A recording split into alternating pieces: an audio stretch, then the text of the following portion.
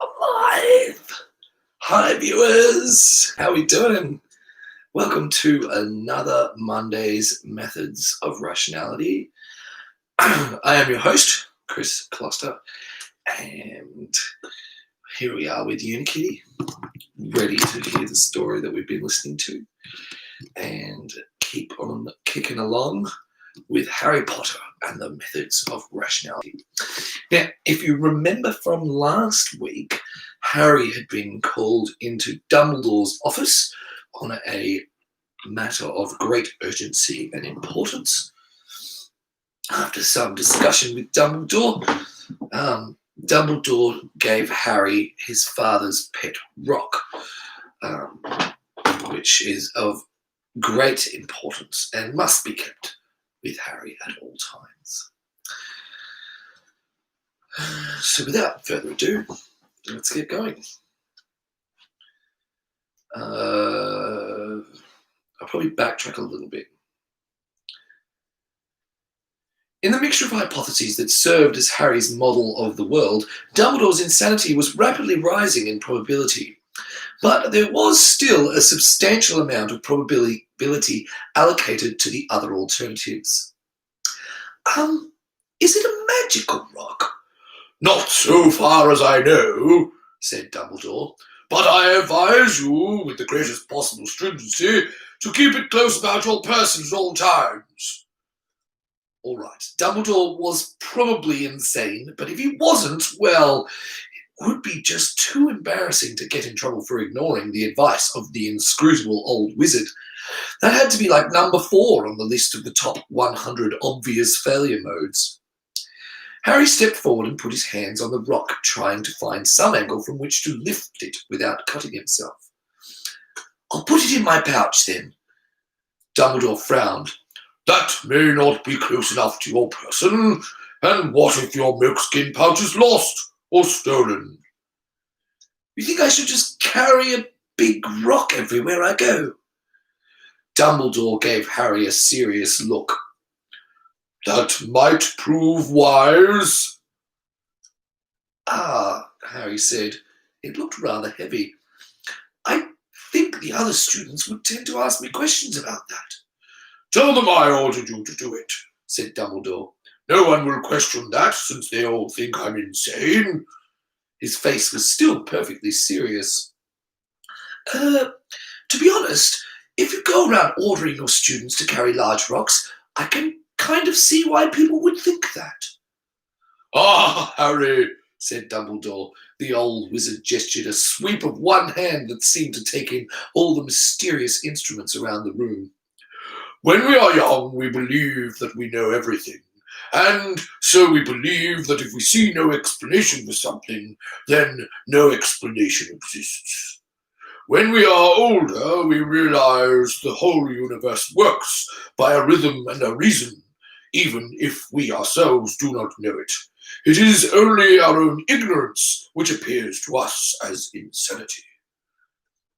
Reality is always lawful, Harry said, even if we don't know the law. Precisely, Harry, said Dumbledore. To understand this, and I see that you do understand it, is the essence of wisdom. So why do I have to carry this rock exactly? I can't think of a reason, actually, said Dumbledore. You can't? Dumbledore nodded. But just because I can't think of a reason doesn't mean there is no reason. The instruments ticked on. Okay, said Harry. I'm not even sure if I should be saying this, but that is simply not the correct way to deal with our admitted ignorance of how the universe works. It isn't, said the old wizard, looking surprised and disappointed. Harry had the feeling this conversation was not going to work out in his favour, but he carried on regardless. No, I don't even know if the fallacy has an official name, but if I had to make one up myself, it would be privileging the hypothesis, or something like that. How can I put this formally? Suppose you had 1,000,000 boxes, and only one of the boxes contained a diamond. And you had a box full of diamond detectors, and each diamond detector always went off in the presence of a diamond, and went off half the time on boxes that didn't have a diamond. If you ran 20 detectors over all the boxes, you'd have, on average, one false candidate and one true candidate. And then it would just take one or two more detectors before you were left with the one true candidate. The point being that when there are lots of possible answers, most of the evidence you need goes into just locating the true hypothesis out of millions of possibilities, bringing it to your attention in the first place. The amount of evidence you need to judge between 2 or 3 plausible candidates is much smaller by comparison. So if you just jump ahead without evidence and promote one particular possibility to the focus of your attention, you're skipping over most of the work. Like you live in a city where there are 1 million people and there's a murder, and a detective says, well, we've got no evidence at all, so we have considered the possibility that Mortimer Snodgrass did it. Did he? Said Dumbledore. No, said Harry. But later it turns out that the murderer had black hair. Mortimer has black hair. So everyone's like, looks like Mortimer did it after all. So it's unfair to Mortimer for the police to promote him to their attention without having good reasons already in hand to suspect him. When there are lots of possibilities, most of the work goes into just locating the true answer, starting to pay attention to it. You don't need proof of the sort of official evidence that scientists or courts demand, but you need some sort of hint. And that hint has to discriminate that particular possibility from the millions of others. Otherwise, you can't just pluck the right answer out of thin air. You can't even pluck a possibility worth thinking about out of thin air. And there's got to be 1 million other things I could do besides carrying around my father's rock. Just because I'm ignorant about the universe doesn't mean that I'm unsure about how I should reason in the presence of my uncertainty. The laws for thinking with probabilities are no less iron than the laws that govern old-fashioned logic. And what you just did is not allowed. Harry paused. Unless, of course, you have some hint you're not mentioning. Ah, said Dumbledore. He tapped his cheek, looking thoughtful. An interesting argument, certainly, but doesn't it break down at the point where you make an analogy between 1 million potential murderers, only one of whom committed the murder, and taking one out of many possible courses of action, when many possible courses of action may all be wise? I do not say that carrying your father's rock is the one best possible course of action, only that it is wiser to do than not to do. Dumbledore once again reached into the same desk drawer he had accessed earlier, this time seeming to root around inside. At least his arms seemed to be moving. I will remark, Dumbledore said, while Harry was still trying to sort out how to reply to this completely unexpected rejoinder, that it is a common misconception of Ravenclaws that all the smart children are sorted there, leaving none for other houses. This is not so. Being sorted to Ravenclaw indicates that you are driven by your desire to know things, which is not at all the same quality as being intelligent. The wizard was smiling as he bent over the drawer. Nonetheless, you do seem rather intelligent. Less like an ordinary young hero and more like a young, mysterious ancient wizard. I think I may have been taking the wrong approach with you, Harry, and that you may be able to understand things that few others could grasp. So I shall be daring and offer you a certain other heirloom. You don't mean, gasped Harry, my father owned another rock? Excuse me, said Dumbledore. I am still older and more mysterious than you, and if there are any revelations to be made, then I will be doing the revealing. Thank you. Oh, where is that thing? Dumbledore reached down further into the desk drawer, and still further. His head and shoulders and whole torso disappeared inside until only his hips were sticking out, as though the desk drawer was eating him. Harry couldn't help but wonder just how much stuff was in there and what the complete inventory would look like. Finally, Dumbledore rose back up out of the drawer, holding the object of his search, which he set down on the desk alongside the rock. It was a used, ragged-edged, worn-spined textbook. Intermediate Potions Making by Libaceous Barrage.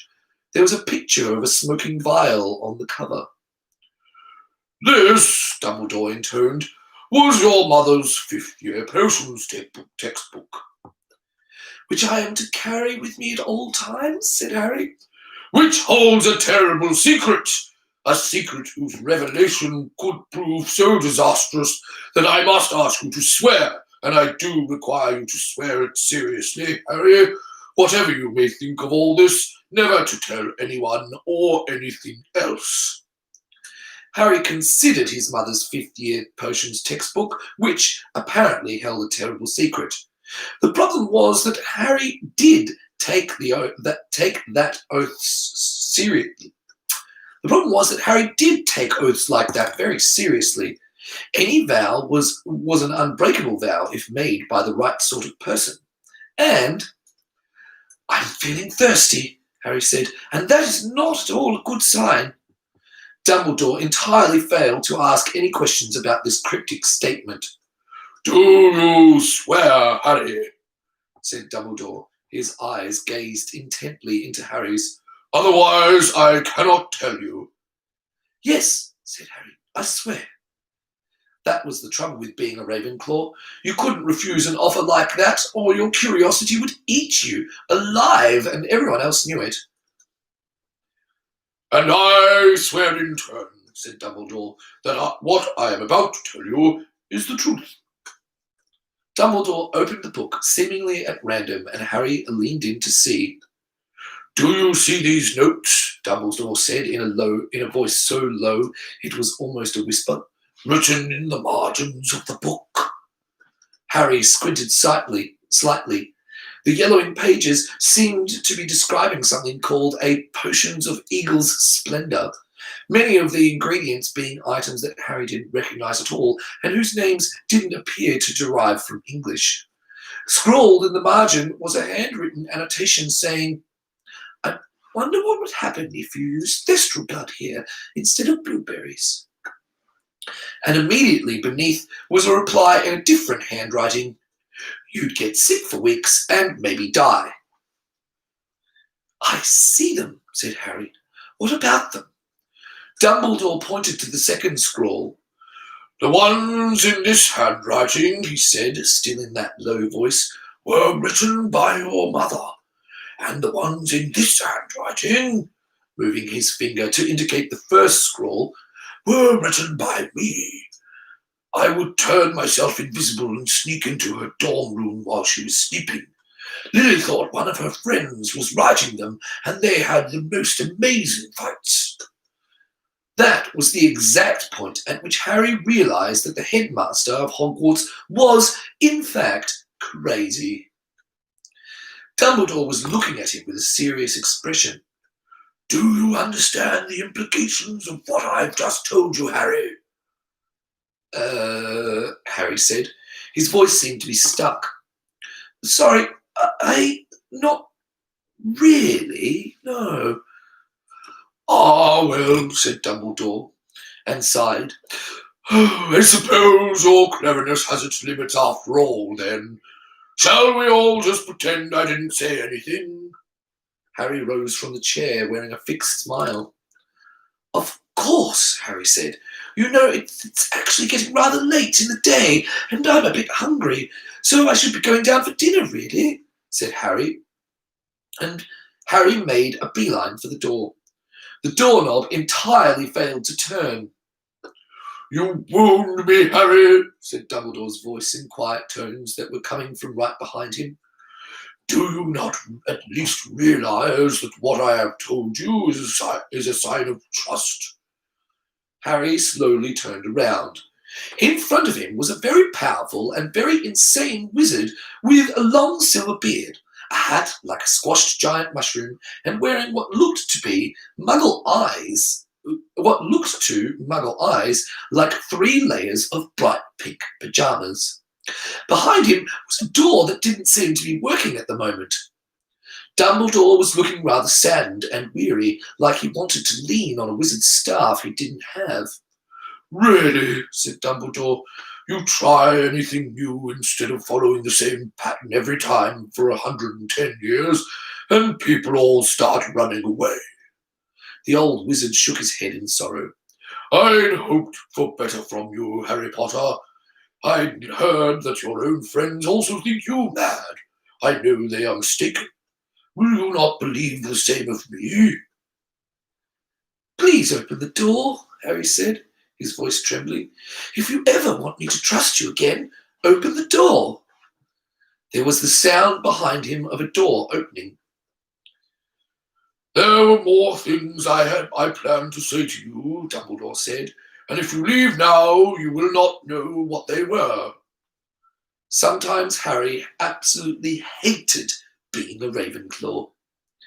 "He's never hurt a student," said Harry's Gryffindor side. "Just keep remembering that, and you'll be sure not to panic. You're not going to run away just because things are getting interesting, are you?" "You can't just walk out on the headmaster," said the Hufflepuff part.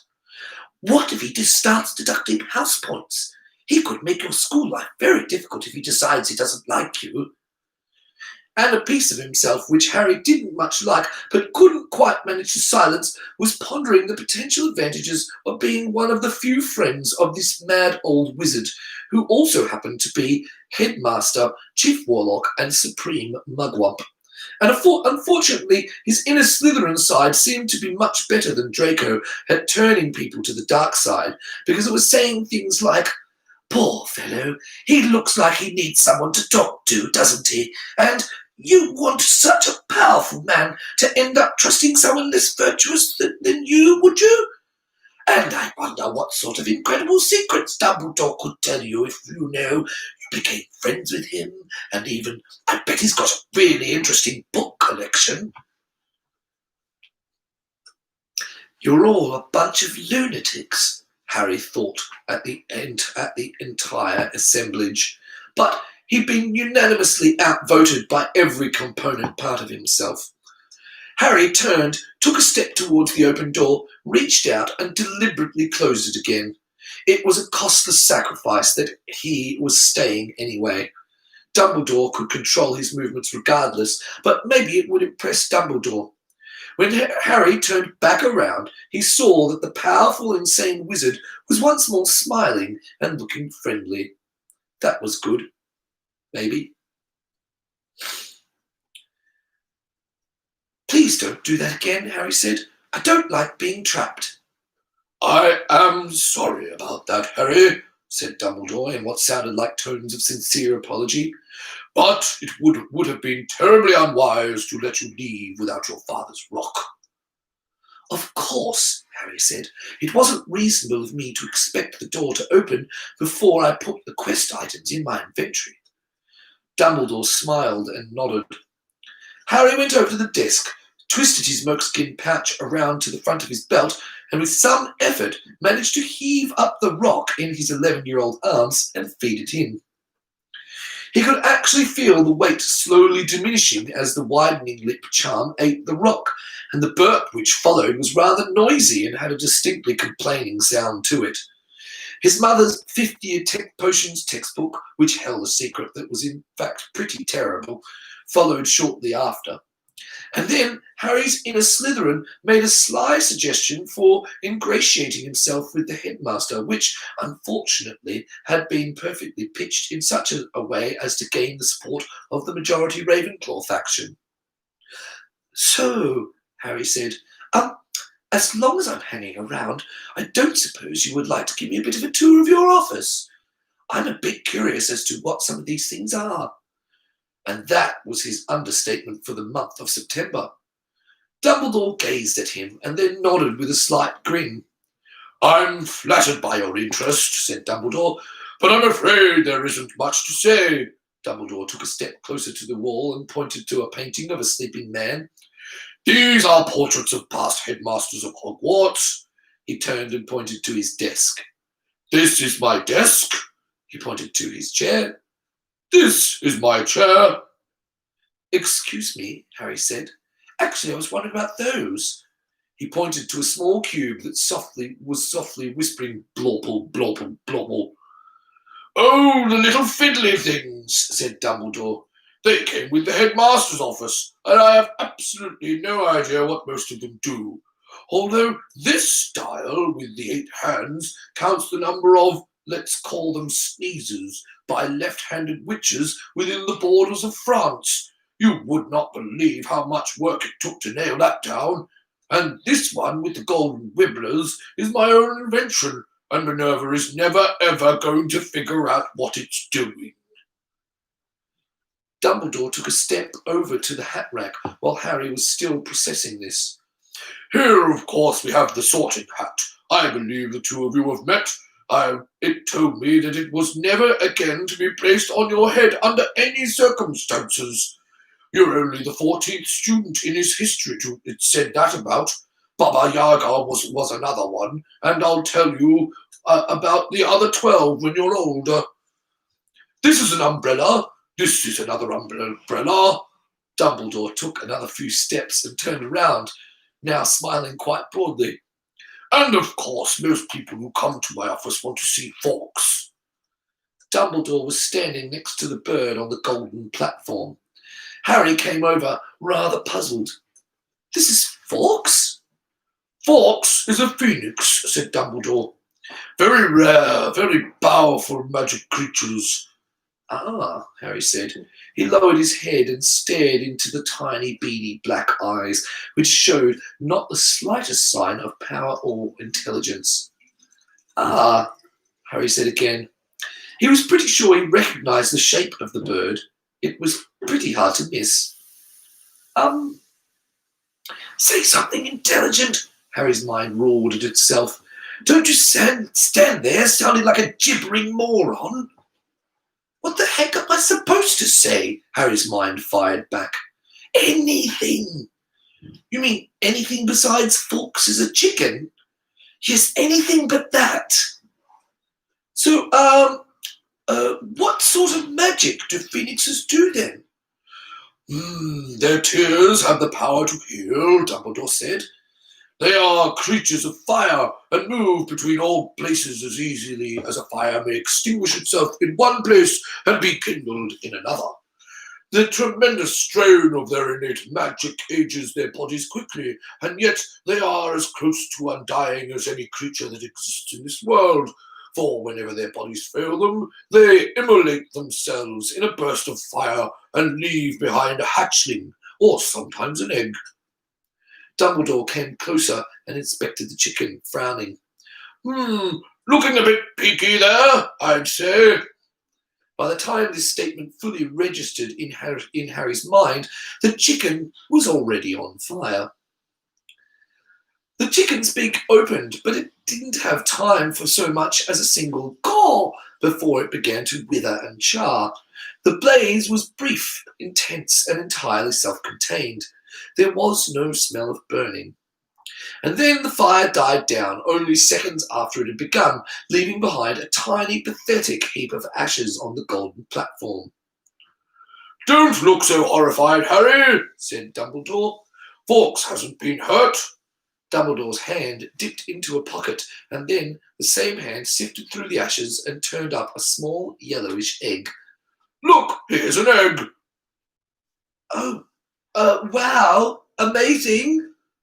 But now we really should get on with things, Dumbledore said, leaving the egg behind in the ashes of the chicken.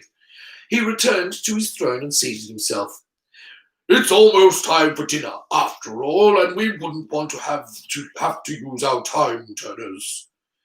There was a violent power struggle going on in the government of Harry. Slytherin and Hufflepuff had switched sides after seeing the headmaster of Hogwarts set fire to a chicken. Yes, things, said Harry's lips, and then dinner. You're sounding like a gibbering moron again, observed Harry's internal critic. Well, Dumbledore said, I fear I have a confession to make, Harry. A confession and an apology. Apologies are good. That doesn't even make sense. What am I talking about? The old wizard sighed deeply. You may not still think so after understanding what I have to say. I'm afraid, Harry, that I have been manipulating you your entire life.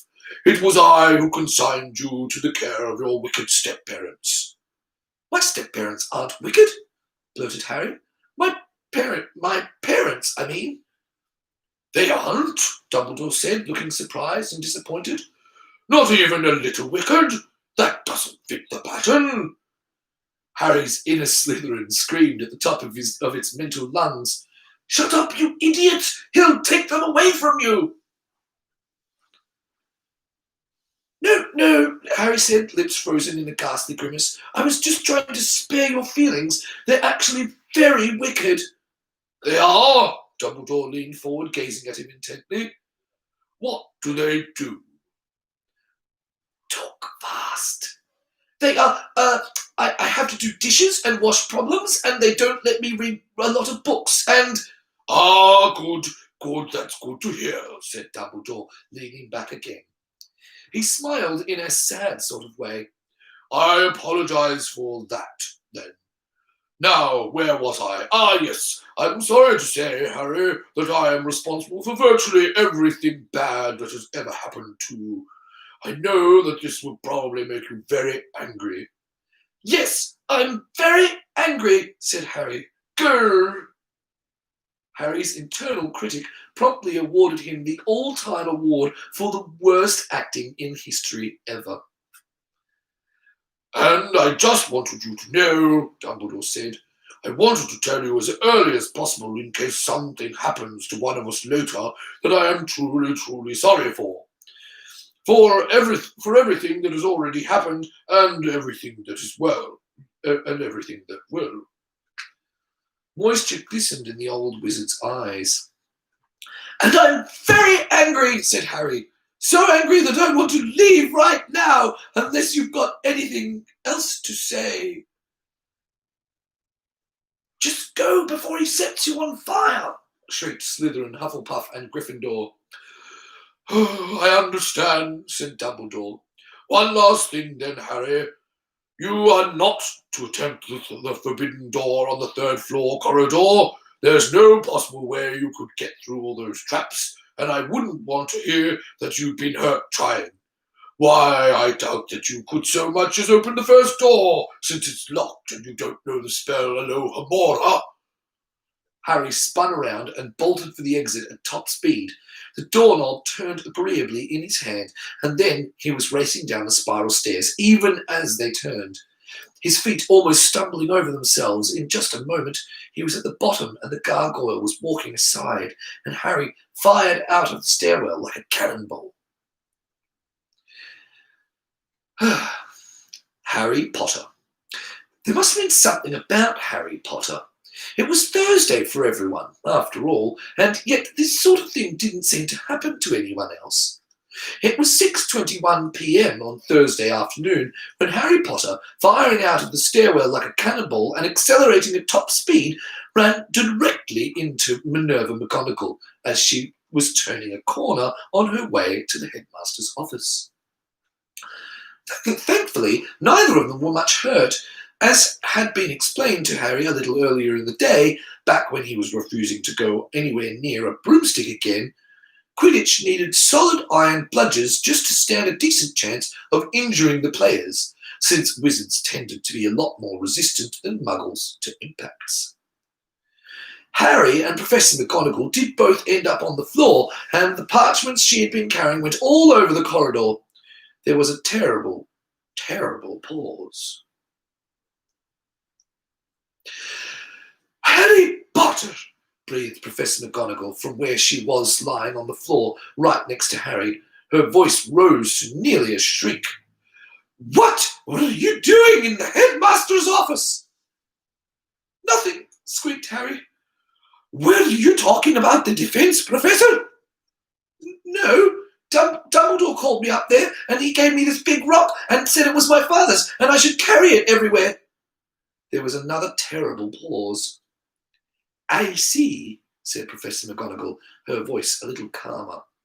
She stood up, brushed herself off, and glared at the scattered parchments, which jumped into a neat stack and scurried back against the corridor wall as though to hide from her gaze. "My sympathies, Mr. Potter, and I apologize for doubting you." "Professor McGonagall," Harry said. His voice was wavering. He pushed himself off the floor, stood, and looked up at her trustworthy, sane face. "Professor McGonagall?" "Yes, Mr. Potter." "Do you think I should," Harry said in a small voice, "carry my father's rock everywhere?" Professor McGonagall sighed. "That is between you and the headmaster, I'm afraid." She hesitated. "I will say that ignoring the headmaster completely is almost never wise. I am sorry to hear of your dilemma, Mr. Potter, and if there is any way I can help you with whatever you decide to do." Harry said, "Actually, I was thinking that once I know how, I could transfigure the rock into a ring and wear it on my finger, if you could teach me how to sustain a transfiguration." "It is good that you asked me first," Professor McGonagall said, her face growing a bit stern. "If you lose control of a transfiguration, the reversal would cut off your finger and probably rip your hand in half. And at your age, even a ring is too large a target for you to sustain indefinitely, without it being a serious strain on your magic. But I can have a ring forged for you with a setting for a jewel, a small jewel, in contact with your skin, and you can practice sustaining a safe subject, like a marshmallow, when you have kept it up successfully, even in your sleep, for a full month. I will allow you to transfigure your father's rock." Professor McGonagall's voice trailed off. "Did the headmaster really?" Yes. Professor McGonagall sighed. "That's a bit strange, even for him." She stooped and picked up the stack of parchments. "I'm sorry about this, Mr. Potter. I apologize again for mistrusting you. But now it's my own turn to see the headmaster. Good luck, I guess. Thank you, Mr. Potter." Professor McGonagall walked over to the gargoyle, inaudibly spoke the password, and stepped through into the revolving spiral stairs. She began to rise out of sight, and the gargoyle started back. "Professor McGonagall, the headmaster set fire to a chicken." "He what?" And that brings us to the end of chapter 16. Chapter 17, Dominance Hierarchies. It was breakfast time on Friday morning. Harry took another huge bite out of his toast and then tried to remind his brain that scarfing his breakfast wouldn't actually get him to the dungeons any faster. Anyway, they had a full hour of study time between breakfast and the start of potions. But dungeons in Hogwarts? Harry's imagination was already sketching the chasms, narrow bridges, torchlit sconces, and patches of glowing moss. Would there be rats? Would there be dragons? "Harry Potter," said a quiet voice from behind him. Harry looked over his shoulder and found himself beholding Ernie Macmillan, smartly dressed in yellow-trimmed robes and looking a little worried. "Neville thought I should warn you," Ernie said in a low voice. "I think he's right. Be careful of the potions master in our sessions today.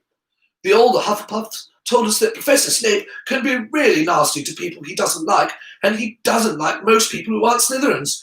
If you say anything smart to him, it could be really bad for you, from what I've heard. Just keep your head down and don't give him any reason to notice you."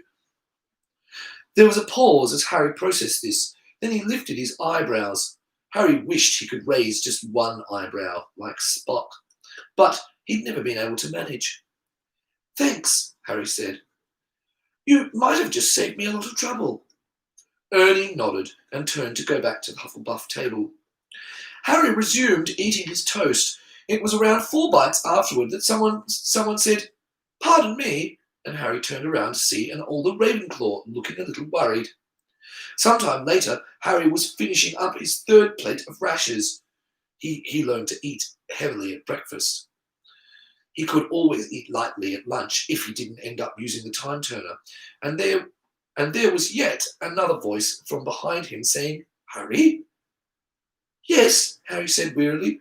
I'll try not to draw Professor Snape's attention." "Oh, that's hopeless," said Fred.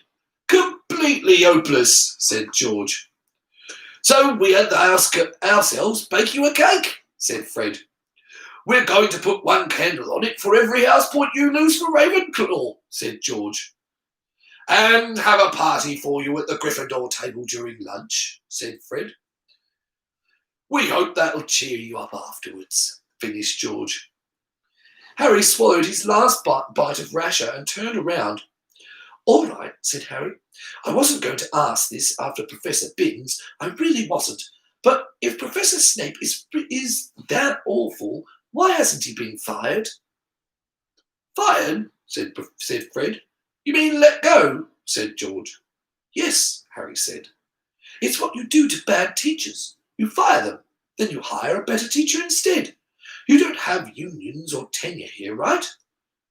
Fred and George were frowning in much the same way that hunter-gatherer tribal elders might frown if you tried to tell them about calculus.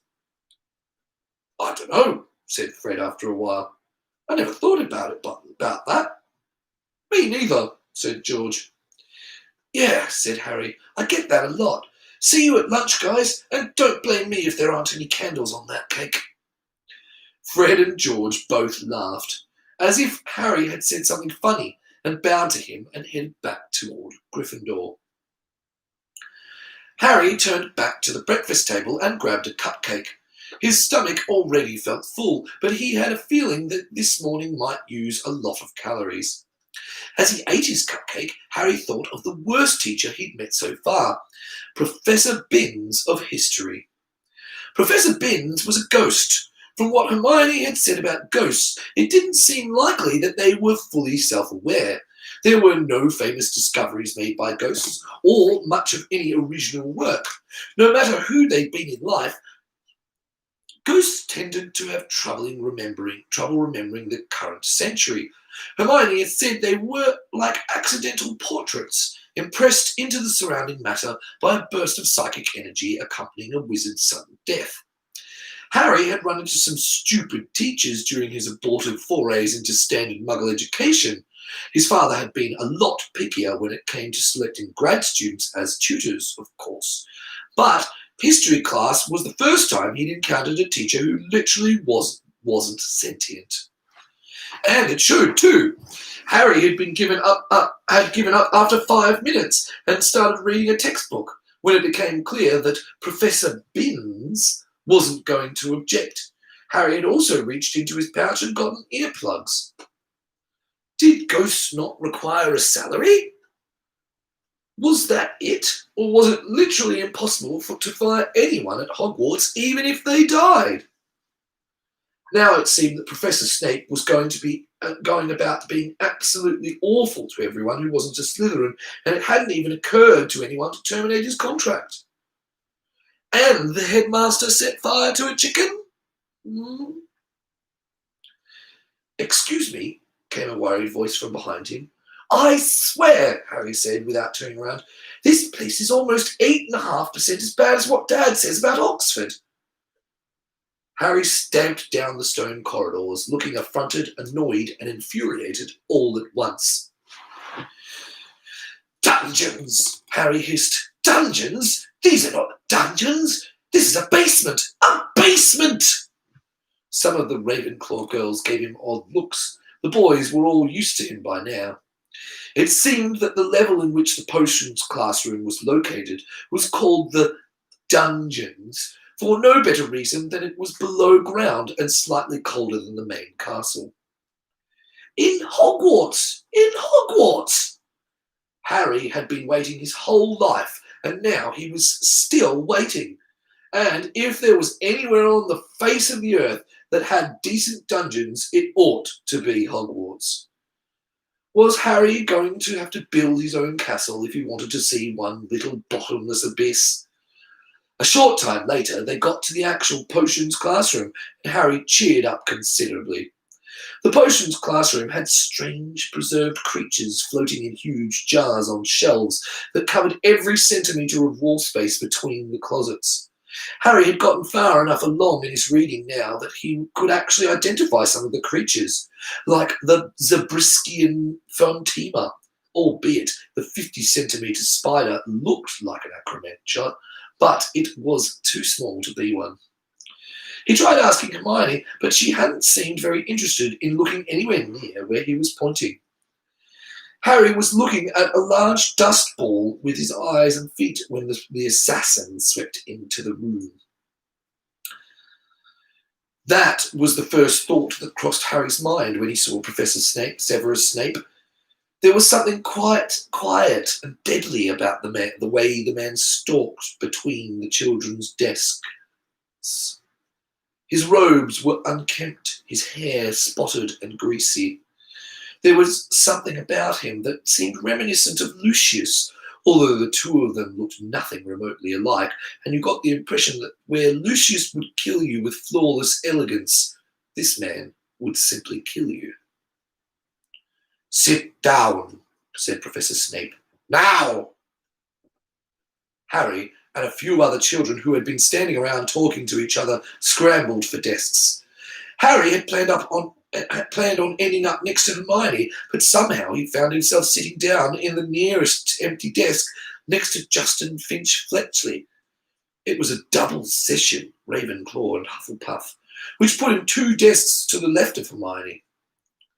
Severus seated himself behind the teacher's desk, and without the slightest transition or introduction, said, "Hannah Abbott."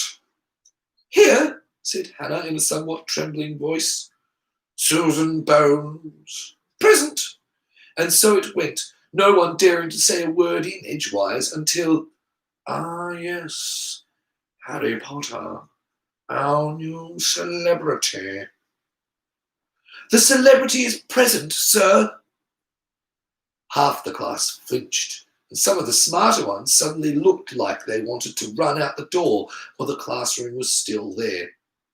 Severus smiled in an anticipatory sort of way and called the next name on the list. Harry gave a mental sigh. That had happened way too fast for him to do anything about it. Oh well, clearly this man already didn't like him for whatever reason. And when Harry thought about it, better by far that this potions professor should pick on him rather than, say, Neville or Hermione. Harry was a lot better able to defend himself. Yep, probably all for the best.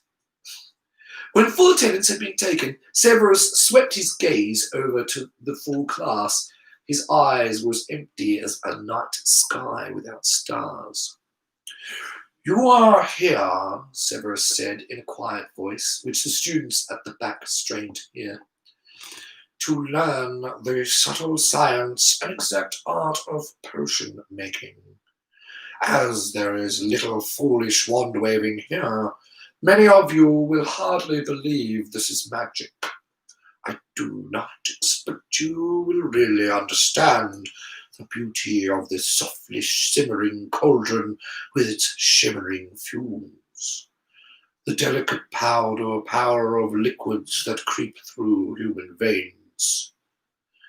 This in a rather caressing, gloating tone, bewitching the mind, ensnaring the senses.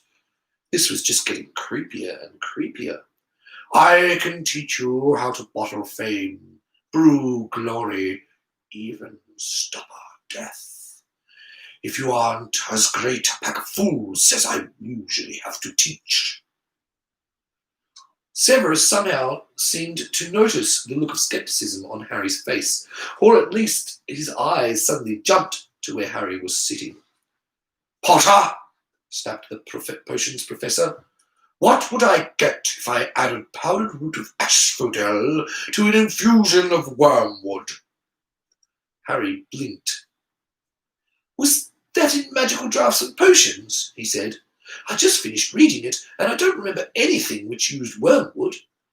Hermione's hand went up, and Harry shot her a glare which caused her to raise her hand even higher.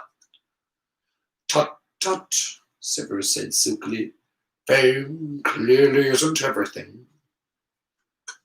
Really? Harry said. But you just told us you teach us how to bottle fame. Say, how does that work exactly? You drink it and turn into a celebrity? 3/4 of the class flinched. Hermione's hand was drooping slowly back down.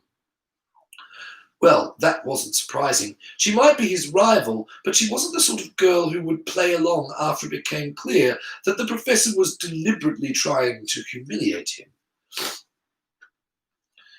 Harry was trying hard to keep control of his temper. The first rejoinder that had crossed his mind was abracadabra.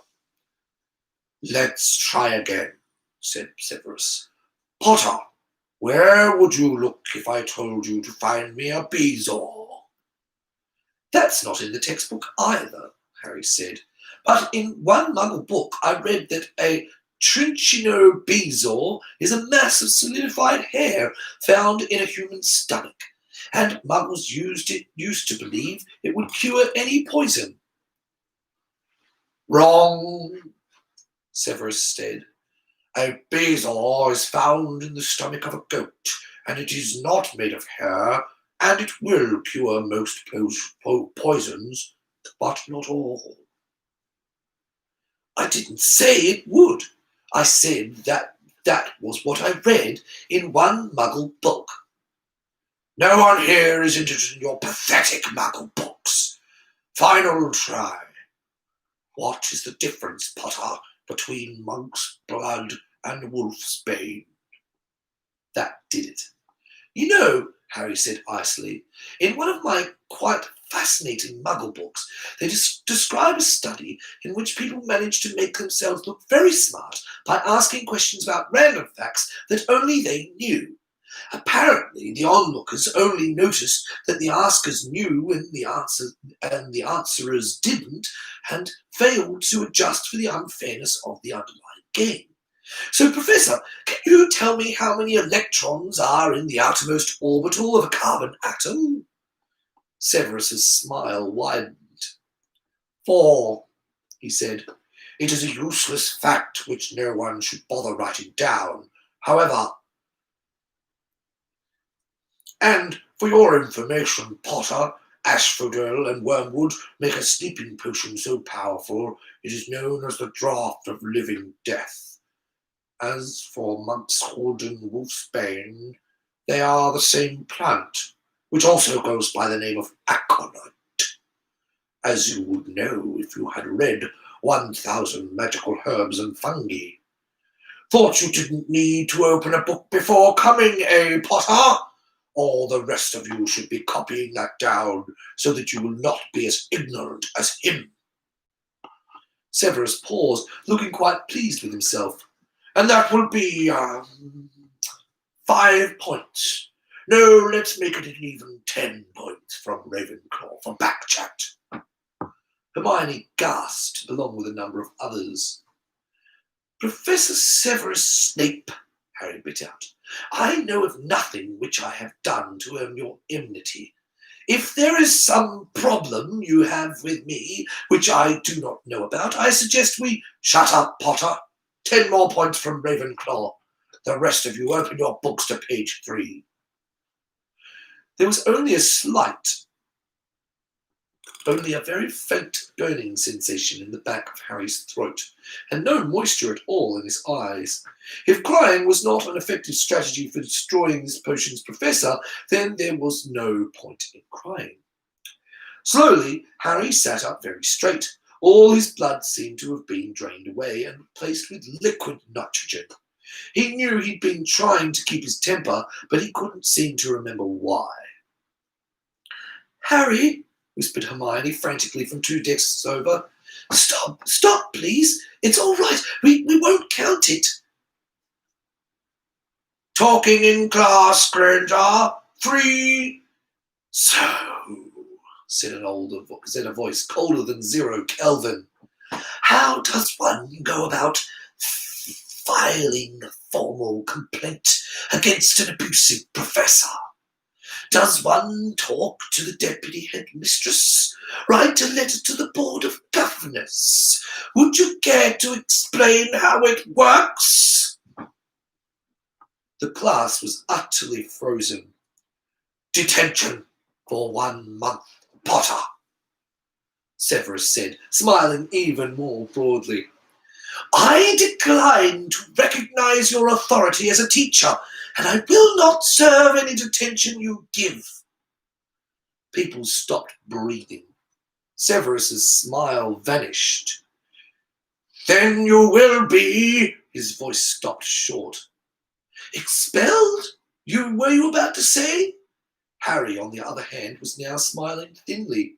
"But then you seem to doubt your ability to carry out the threat, or fear the consequences if you did." "I, on the other hand, neither doubt nor fear the prospect of finding a school with less abusive professors. Or perhaps I should hire private tutors, as is my accustomed practice, and be taught at my full learning speed. I have enough money in my vault, something about bounties on a dark lord I defeated, but there are teachers at Hogwarts who I rather like, and so I think it would be easier if I find some way to get rid of you instead." "Get rid of me?" Severus said, now also smiling thinly. "What an amusing conceit. How do you suppose you will do that, Potter?" "I understand there have been a number of complaints about you from students and their parents." "A guess, but a safe one. Which leaves only the question of why you're not already gone. Is Hogwarts too financially strapped to afford a real potions professor? I could chip in, if so." "I'm sure they could find a better class of teacher if they offered double your current salary." 2 poles of ice radiated freezing winter across the classroom. "You will find," Severus said softly, "that the board of governors is not the slightest bit sympathetic to your offer." "Lucius," Harry said, "that's why you're still here?" "Perhaps I should chat with Lucius about that. I believe he desires to meet me. I wonder if I have anything he wants." Hermione frantically shook her head. Harry noticed out of the corner of his eye, but his attention was all on Severus. "You are a very foolish boy," Severus said. He wasn't smiling at all now. "You have nothing that Lucius values more than my friendship. And if you did, I have other allies." His voice grew hard. "And I find it increasingly unlikely that you were not sorted into Slytherin. How was it that you managed to stay out of my house? Oh yes, because the Sorting Hat claimed it was joking. For the first time in recorded history, what were you really chattering about with the Sorting Hat, Potter? Did you have something that you wanted?" Harry stared into Severus's cold gaze and remembered that the Sorting Hat had warned him not to meet anyone's eyes while thinking about. Harry dropped his gaze to Severus's desk.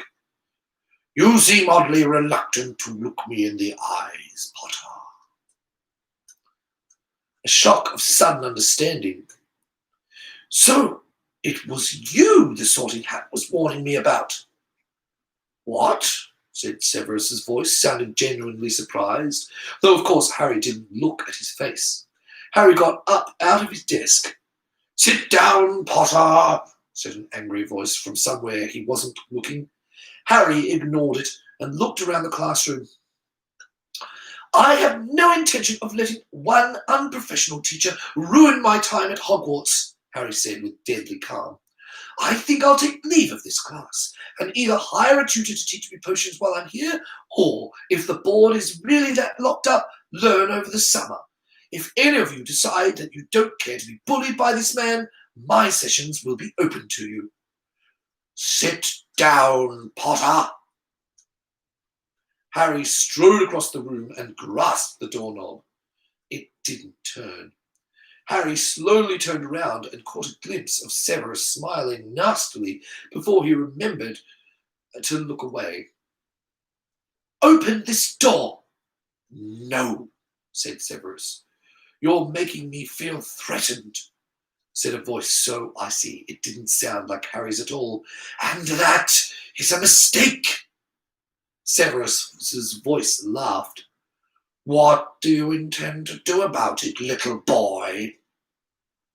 Harry took 6 long strides forward away from the door until he was standing near the back row of desks. Then Harry drew himself upright and raised his right hand in one terrible motion, fingers poised to snap. Neville screamed and dived under his desk. Other children shrank back or instinctively raised their arms to shield themselves. "Harry, don't!" shrieked Hermione. "Whatever you're going to do, don't do him! Don't do it!" "Have you all gone mad?" barked Severus's voice. Slowly, Harry lowered his hand. "I wasn't going to hurt him, Hermione," Harry said, his voice a little lower. "I was just going to blow up the door." Though now that Harry remembered it, you weren't supposed to transfigure things that were to be burned, which meant that going back in time afterward and getting Fred and George to transfigure some carefully measured amount of explosives might not actually have been such a good idea. "Silenzio," said Severus's voice. Harry tried to say, "What?" and found that no sound was coming out. "This has become ridiculous. I think you've been allowed to get yourself in enough trouble for one day, Potter. You are the most disruptive and unruly student I've ever seen, and I don't recall how many points Ravenclaw has right now, but I'm sure I can manage to wipe them all out. 10 points from Ravenclaw, 10 points from Ravenclaw, 10 points from Ravenclaw, 50 points from Ravenclaw. Now sit down and watch the rest of the class take their lesson." Harry put his hand into his pouch and tried to say marker, but of course no words came out. For one brief moment that stopped him, and then it occurred to Harry to spell out marker using finger motions, which worked. P-A-D, and he had a pad of paper. Harry strode over to an empty desk, not the one he'd originally sat in, and scored a brief message. He tore off that sheet of paper, put away the marker and pad and pocket of his robes for quicker access, and held up his message, not to Snape, but the rest of the class. "I'm leaving. Does anyone else need to get out?" "You're insane, Potter," said Severus with a cold contempt. Aside from that, no one spoke. Harry swept an ironic bow to the teacher's desk, walked over to the wall, and with one smooth motion yanked open a closet, stepped in, and slammed the door shut behind him. There was a muffled sound of someone snapping his fingers, and then nothing. In the classroom, students looked at each other in puzzlement and fear. The potions master's face was now completely enraged. He crossed the room in terrible strides and yanked open the closet door. The closet was empty. And whilst it's not the end of the chapter, we are going to leave it there as it is a sort of pause in the chapter and a nice clean spot to end. So we'll find out what happens to Harry after this terrible beginning of potions next week. Anyway, it was a pleasure to be with you all, and I hope you're enjoyed another session of our Monday's Methods of Rationality. See you all next Monday at 8. Bye for now.